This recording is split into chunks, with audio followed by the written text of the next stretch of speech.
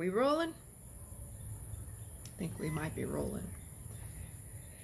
I gotta get my glasses on because I gotta read some stuff on the computer screen.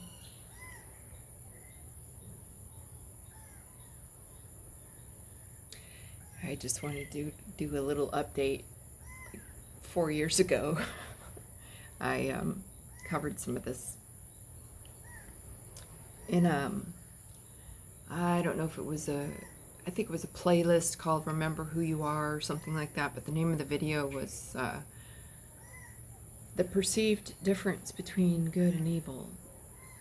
And this is kind of a follow-up to the video I did the other day about the bank manager and dropping seeds and things like that. So bear with me. First, I want to share with you a meme, actually, that I found. I don't even know how I came across this meme, but it was so perfectly describing things for me. So let me just read this for you. It says, the name of the meme is, "When we realize we are the imagination of ourselves." Let me open up the meme now and see what it says. And it says, there's some guy with I don't know, it's like a face, but it's been completely blurred out. Let me hit this button to decline a phone call, sorry. And it says, "That awkward moment." There's Florcito in the background. Did you hear her? If you didn't check out her playlist, you need to see Florcito. It says, "That awkward moment when you realize that all matter is merely energy condensed to a denser," or what it says here is a slow vibration, that we are all one consciousness experiencing itself subjectively, that there is no such thing as death,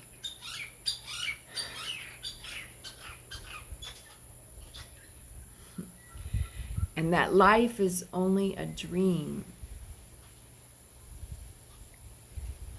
and we are the imagination of ourselves. Now I want to, let's see if I can find this here document, some show notes that I used to post at the bottom of every video, but I stopped doing that because, well, it's already enough time to create the content and upload it. Don't even get me started. And then to have it all erased and to put the footnotes and the resources in there, it's too much. So I'm going to just read this to you. But this is the show notes. If they're still, they might still be out there. I don't know what YouTube has erased. I've only had my channel up for less than 5 years now. But let's see. The perceived differences between good and evil. I'll just read this to you. Instead of perceiving a separation of God and Satan, implying that we can run away from or toward one or the other, my perception is that they are one and the same, that we are incarnated to have such a polarity experience of good and evil, that we are neither good or evil, but that we choose to have such experiences so that we can learn and we can grow and we can evolve and learn. You know, the only way you learn what choices that you should or want to make is by way of making the choices that you shouldn't make, or the so-called bad choices. And so I went on in the footnotes of this video to say, to illustrate this theory, because it's just a theory. Remember, I don't know anything. That's all I know is I don't know nothing. But it's just a perspective. It's just a theory that I have. So it says, to illustrate this theory, I will use a so-called holy book called the Bible, and in particular, the story as is told in the book of Job. This is Old Testament. That's my favorite part of that book, is the Old Testament.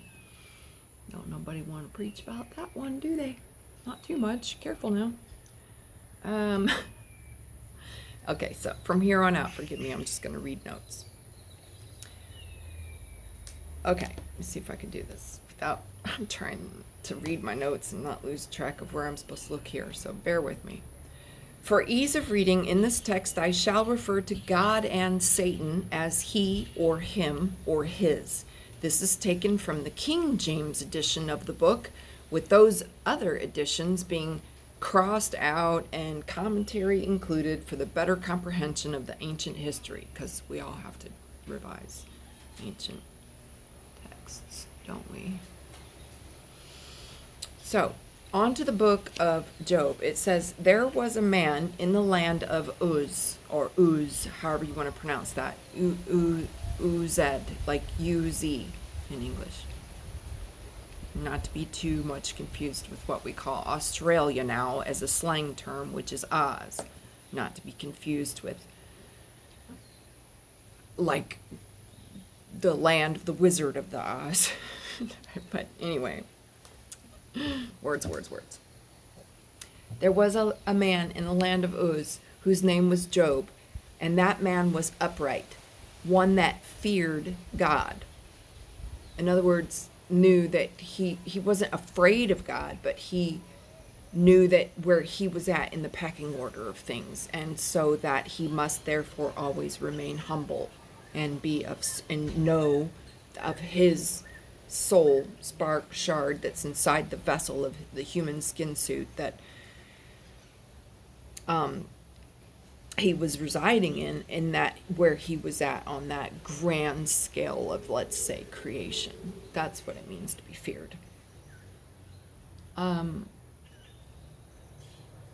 You know, kind of like the fear that we have of the hurricane when it comes to bring the gale force winds or the tornado or the tsunami or the earthquake or fill in the blank. Yeah, that kind of fear.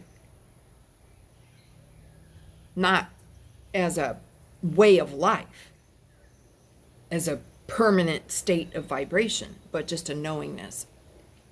Right? Does that make sense? So this man that was upright and who feared God and eschewed evil, eschewed or avoided as much as he could evil, which means to avoid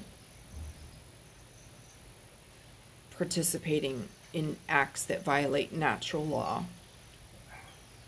or the non-aggression principles or the hermetic principles, any one of these, but mostly natural law. And it goes on to say about this, my show notes anyway, says, an all-knowing, all-powerful God is secure enough in his identity that he does not need anyone to fear him.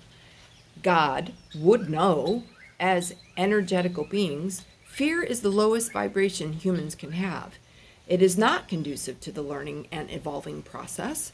Infinite consciousness wants to explore itself, learn, and evolve through the human form. Being in a fear vibe arrests this process. Rather, it is King James who wants us to be in fear so that he can better control us. If you don't know who King James is, I don't know what to say. Have a look at that and see what you can find. But how do you say, the brood of such. The brood of such is what we would call the royal families. I'll just leave it at that. You know, the head of church and state. Because it's not enough to have your mind controlled by a mind control government, but also your every other aspect of your reality governed by the religare, but both. So now it goes on to say, and I don't know why, but for some reason there's a red line. Oh, right. Perhaps because the way I took this copy and paste from the King James Version so that I could extrapolate based on prior readings prior to the King James Version, and also to apply them or extrapolate them across, say, the esoterics writ large. So it says his sons, like his sons, meaning the sons of Job, his children, his boy children, feasted in their houses every day and called for their 3 sisters to eat and drink with them. Now, if you want to have a look at my holiday and holy day series where I talked about the Thanksgiving holiday and the difference between feasting and fasting, if we are to try to attain some sort of, let's say, connection with our higher self. We don't feast, we fast. But it says here in the King James Version that his sons feasted. So what does that mean, to feast? That means to sit down and shove every little thing down your throat, all manner of whatever. You know, back in the day that would have been like food and drink, but nowadays, who knows, pharmaceutical drugs.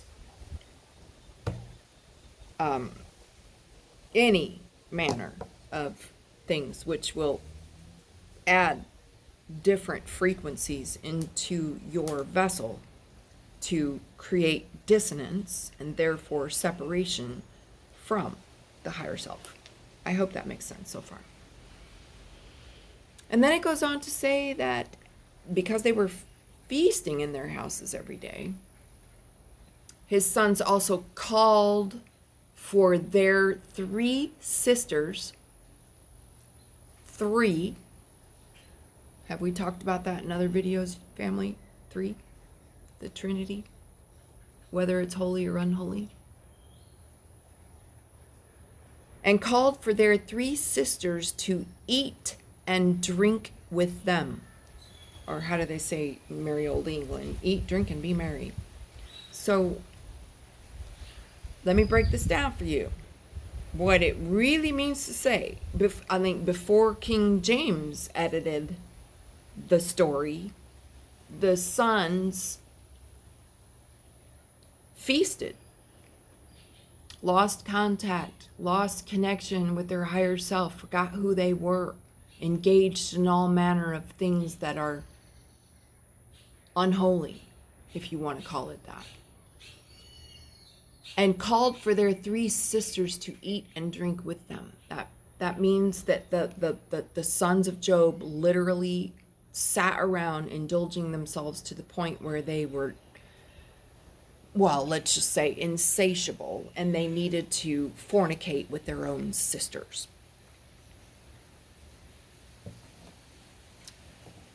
Okay, so here goes my show notes for this copy, this sentence out of King James Version. If the sons of Job feasted, not fasted, if they devoured, not respected and preserved the nature or the natural law, they were out of touch with the natural order of things. And the sisters being called to eat and drink with them means that they engaged in things that are not sacred or in alignment with nature, including copious consumption of alcohol, animals, food, etc., and ancestral orgies. Now, the rest of my show notes, I'm just going to try to get through this as fast as I can now because I don't want to patronize nobody. I think my audience is now kind of 4 years later. I don't need to break it down so much. I'll just finish with this. Boo-wee. Now, when the sons of God presented themselves before the Lord, and in the King James Version, Lord, Lord, is all caps. That means the one who lords over you, but it's all caps. That's legal fiction. When you see all caps, that's part of corporate maritime law books, if you will, or scriptures, if you will. Yeah, scriptures and codes.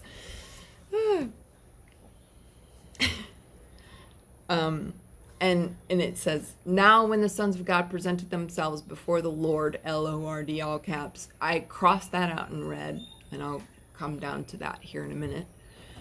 But it says, when the sons of God presented themselves before the Lord, Satan came also among them. This implies, because who's Satan, right? It's the devil. It's evil. It's the bad. It's the darkness. It's that which is outside of me. That which I do not wish to embrace or whatever, entangle with.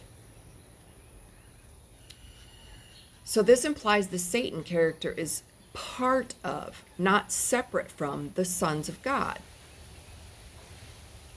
Because an all-knowing, all-powerful Lord or God wouldn't permit Satan, if he were an entity separate from the sons, to come if God didn't want him here. And this is the essence of in my perspective, in my theory, this is the essence of the abandonment theory. Right? Because here's my Father God who created me, but he's bringing this Satan into my life and blah, blah, blah. It's a perception, right?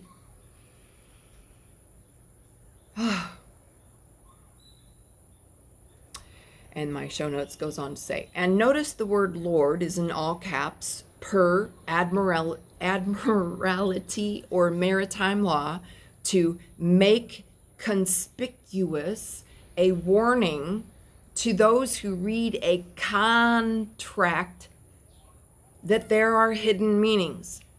Per King James, the Lord is, in all caps, means the landlord, the lord of the manor, or himself as Lord with the divine right to rule that the kings and queens have historically claimed to have to lord over us.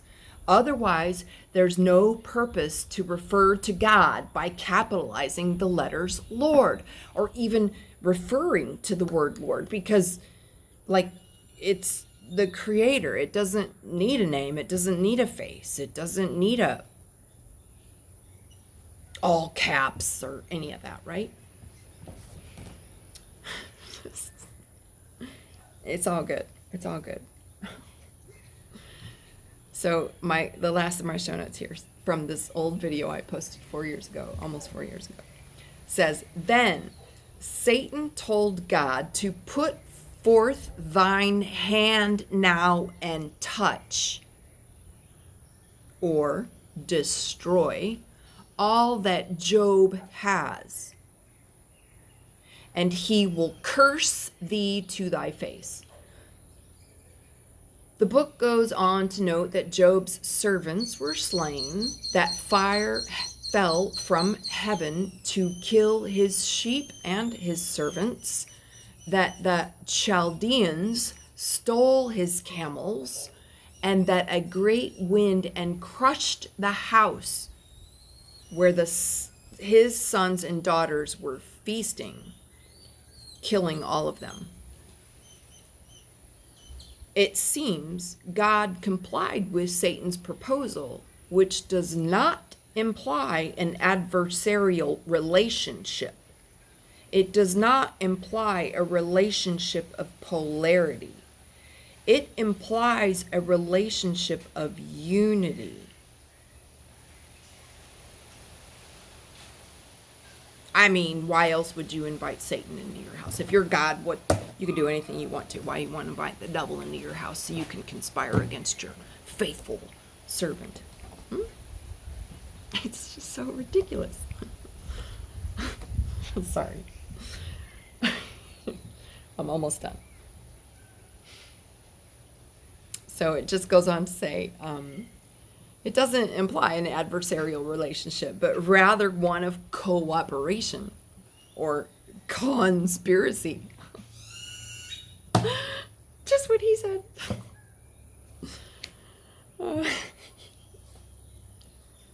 So, if God and Satan were enemies of each other, God would not comply with the enemy's directions. Like, if I'm fighting a battle on a war, like if I'm going to go call the adversary and ask for him to meet with me, it just, what's your objective? To be defeated? Because your enemy is looking to defeat you. So, it says God would not comply with, or even invite to receive into his, or whatever, his, because we're talking about God. In the Bible, it's a he. Would not comply with the enemy's directions. So this implies Satan and God, as far as consciousness is concerned, work together in a partnership of polarity to create the human experience. Polarity. Like I'm up here, you're down here, or I'm up here and you're down here. Nary the twain shall meet, because that is the purpose of the exploration. How else do you know what you do want unless you know what you don't want?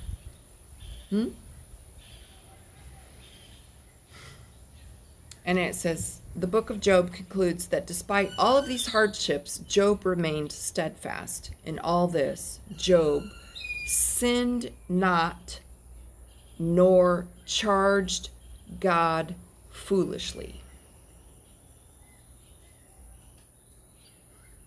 So I just want to say one thing. The original holy text did not use a word called sin. Sin is an OLDE, old English term from an archer. It refers to an archery term from the Old English, like the big, fat, huge Old English Bible, or dictionary rather. So there was no word called sin. It's a reference to a word that means I fell shy of nailing it, of perfection, it's an archery term, which means I practice enough, but I shoot, and no matter, I always miss the bullseye. I never get it dead center. But if I practice long enough, I can hit the bullseye. It's kind of like playing Pac-Man. Remember, well, maybe you don't know, I'm getting aging myself here, but we used to put a quarter in the machine, and man, that quarter was a lot of money back then. So I tried my best to make the most entertainment out of that quarter as I could. And I think you got 4 Pac-Mans or something to start out with. And you could get like extra Pac-Mans depending on, I don't know, how many ghosts you gobbled up, or how many dots you were able to, how many parts of the maze you were able to get through. There was 12. There was 12 in the Pac-Man game.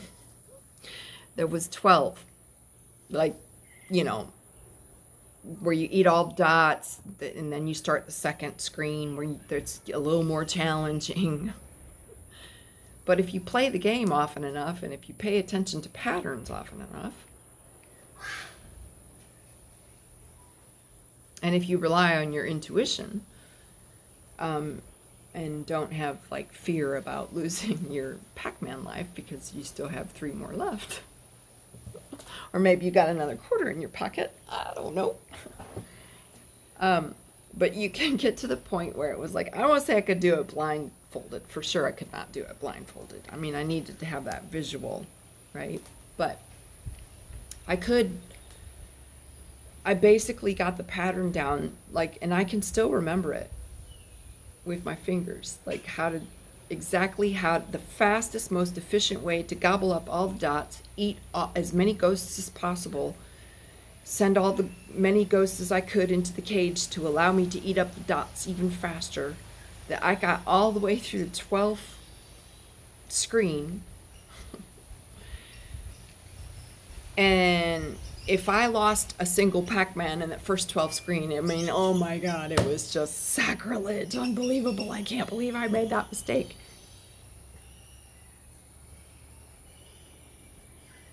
Isn't it interesting that there was a lull or a intermission on the Pac-Man screen?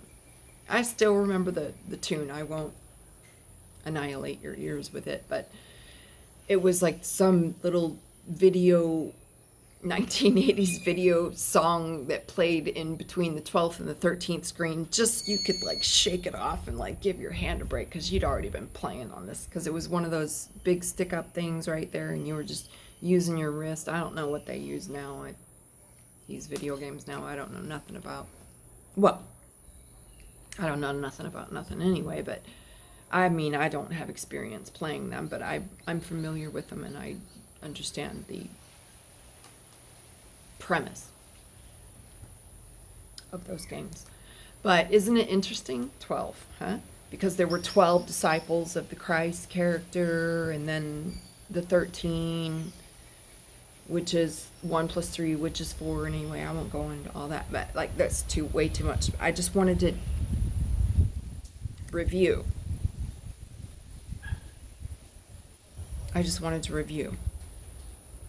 Something I posted 4 years ago,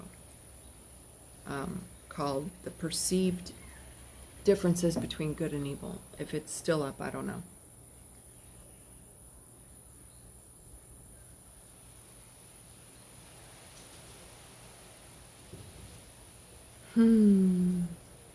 No, family, what do you think? You remember back in 2020 when they started out with this PSYOP to install a virus in your corona chakra? And one of the unholy rituals involved with that process was to separate us, to anti-socially distance us social creatures, to create this distance, because each one of us has all of us has like an aura or a field of energetical influence, depending on what's in our field. And 2020 was the year on Caesar's calendar of fake time for 2020 vision.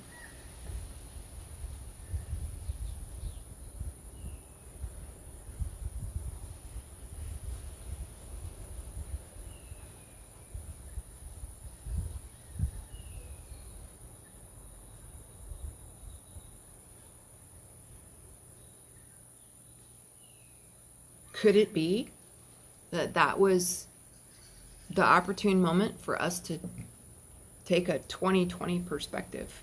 Didn't they even have a TV show? I think they had a TV show called 2020 or something like that. Or, I don't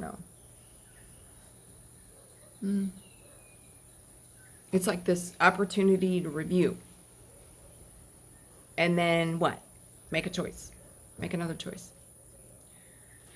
So this separation, now I'm referring again to a video I did about, I did quite a few about this, and I'm just trying to tie it all together to avoid the thought police and putting it in different subjects and playlists and things like that. But that it feels to me anyway, and I don't know, family, maybe you feel the same way, that it's coming, this water, this consciousness that's been in stasis for a long time, and it's coming in the perfect order of things. You know, every 4 years we have El Nino or El Nina, and so this feels to me like the opportune moment for us to be connecting with one another, Because if we do connect with one another in that heart space without the fear vibe, I mean, yeah, it's good to have fear in the sense that you have respect for Mother Nature and the sacred water and you know, and the hurricanes and tsunamis and the earthquakes and the cataclysms and things like this. But not to have a fear vibe in general. I don't know. I'm just rambling now, ranting. I just wanted to,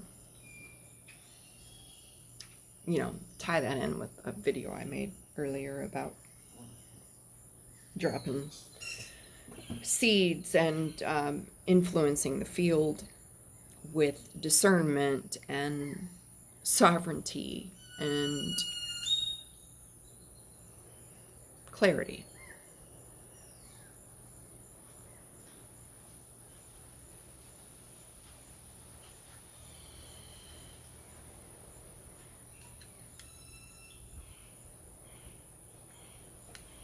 And in this case, to kind of have another perspective that perhaps I don't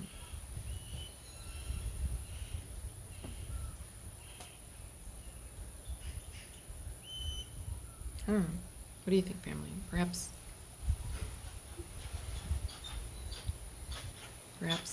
we can see a little bit more now. I don't know.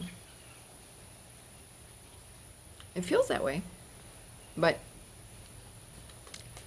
that anti-social distancing ritual that so many participated in did actually throw a little bit of a wrench in the works.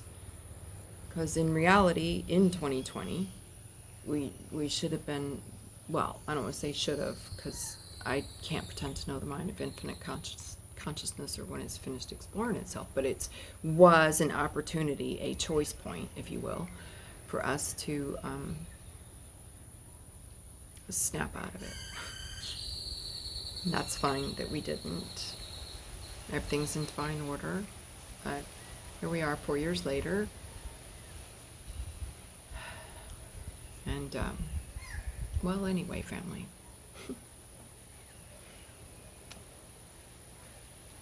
I hope this has been a blessing to you. If it has, then it's my honor to share it,